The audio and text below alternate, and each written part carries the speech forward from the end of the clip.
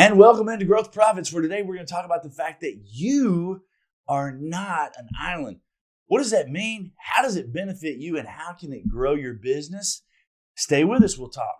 Hi folks, I'm Sean Crabtree. And I'm Cameron Bailey. We don't want to change the way you do business. We want to change the way you're thinking about your business. We want you to have better results, happier clients, and make more money.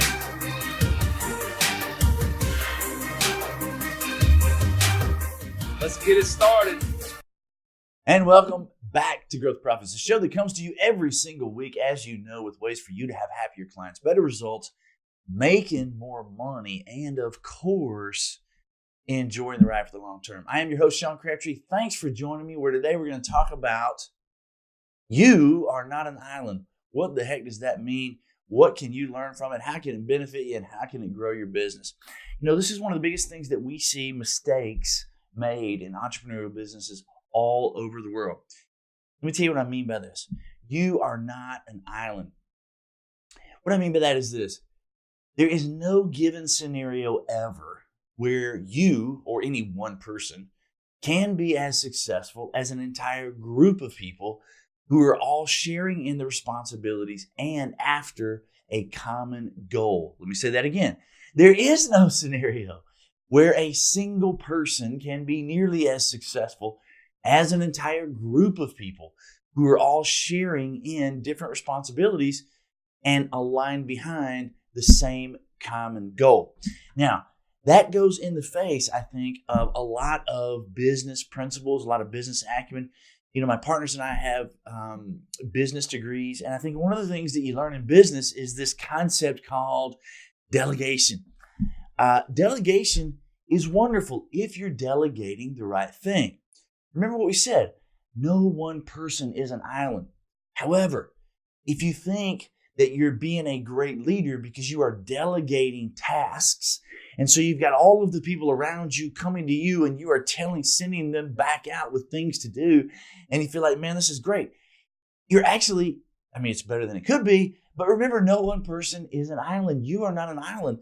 And when you have people running to you all day long, they're not making a move until you tell them what to do. You may be delegating tasks, but you are putting yourself at the very top of the heap, and every single thing that goes on in your business revolves around you, and no one person is an island. Instead of delegating tasks, here's what you should do. And here's what you should do about this whole concept of you are not an island. You like that, Mr. Producer? You are not an island. Because before this, you were thinking, I'm an island, weren't you? You were thinking, I'm like a beach. One man. I'm a one-man island. But here's what you do about it. Instead of delegating tasks, delegate authority. So you're still delegating. You need to delegate. Delegation is important if you're delegating the right things.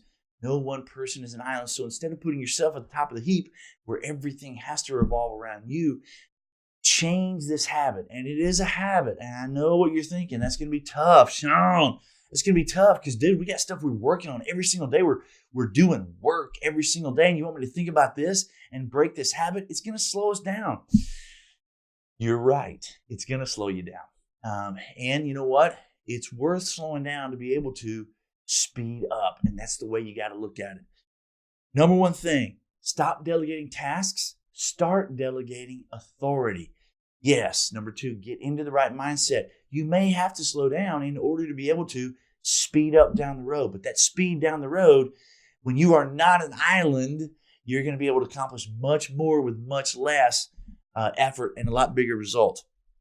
Here's what I would tell you to do. 3 quick things on top of those things that we just said. No one person is an island. Stop delegating tasks. Begin to delegate authority. Change in your mind the culture in your practice, recreate it, and then develop habits that support that new culture. 3 big things. Here's what I say. Number 1, take your business, whatever service business is that you are in, take that business and divide it into essential areas or essential chunks.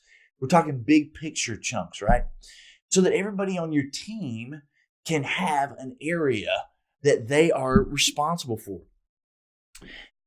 Once you've divided the area into chunks, think about this in your mind and see it working before you begin to get in place. But number one, divide your business into essential chunks. Number two, have a conversation with your team that you are trying to create this culture where they are partners with you in this business. You're not looking for them to do what they're told in these areas. You're looking for them to take responsibility for those particular areas, and you are committed to giving them authority, information, whatever it is that they need to fully take on responsibilities of those areas.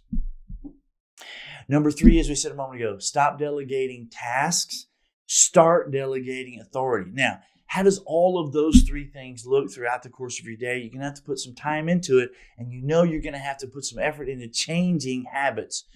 When you're busy throughout the course of a day and you're doing a lot of work and somebody comes to you and says, what do I do about such and such? It's very quick and it's very easy for you to go do this. And then you're on to something else. But it's not supporting your team taking responsibility. You, in effect, are an island. So you've got to stop that habit. When somebody comes to you, yes, you got to slow down. When they come to you and say, what do I do? You got to bring them back to the conversation that you had a moment ago, like we were talking about in those three things. Remember, I'm looking for you to take responsibility for this area. So let me ask you, what do you think should happen? That's a great first step toward beginning to have them take on responsibility and to begin delegating authority.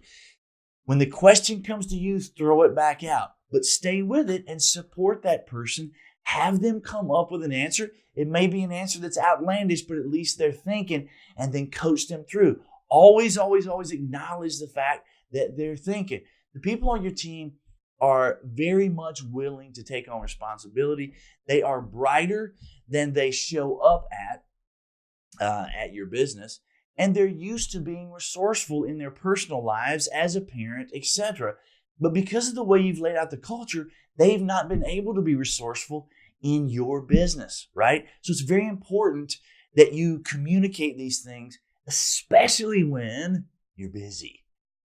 Get out of that habit, break that habit. So what we're talking about here is you are not an island. No one person can ever be as successful in any scenario as a group of people who all have areas that they are sharing a responsibility for, and they are aligned behind a common vision. So what you want to do is, number one, divide your business into those essential chunks.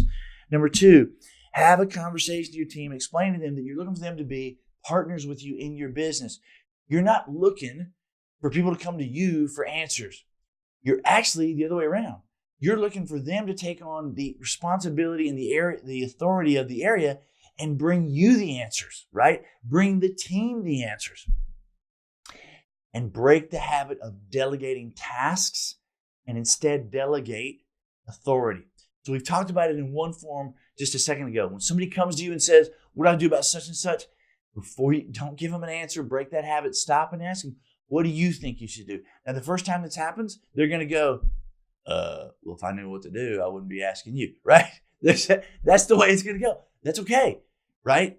You're starting to create a new culture. You're breaking those habits. Work through that. It'll only happen a couple of times. Another great opportunity is when you are you see an opportunity, in a particular area of your business. Instead of going to somebody and say, hey, here's what I want you to do from this point forward. Break that habit. Come to the person on the team and say, what do you think should happen in such and such? Did you notice this and that and the other thing? Help them begin to see what it is that you see. Help them begin to think in terms of being responsible for the area. Help them take on ownership so that it doesn't come back to you. At the end of the day, it is all about no one person is ever going to be an island on their own. They're never going to be as successful as an entire group of people, again, who are aligned behind a common goal, common vision, and each of them have areas of responsibility to take authority over and support, ultimately, that vision. So, it absolutely is a matter of breaking habits. It's a matter of changing the way that you're thinking so that you can break your habits. And it's a matter of changing the way the people on your team think so you can break those habits. But at the end of the day, when the people on your team are all acting, interacting reacting, and proactively taking on authority. You are going to have partners in your business. So instead of there being just one of you, there is a team of you, and you guys are all thinking in the same way. That, at the end of the day, is what's going to have you with a massively more successful entrepreneurial business. And that's why it is that we come to you every single week. And that's certainly what it is that I want for you. It's about happier clients, better results, making more money. And it's also about enjoying the ride. If you burn out because you had a heart attack because you didn't have these things in place, then you're certainly not going to be able to enjoy the ride. I want you to have a long, successful career. And again, that's why it is we come to you every single week. Thanks for joining me. This has been Growth Profits. I'm Sean Crabtree, and I'll see you next time.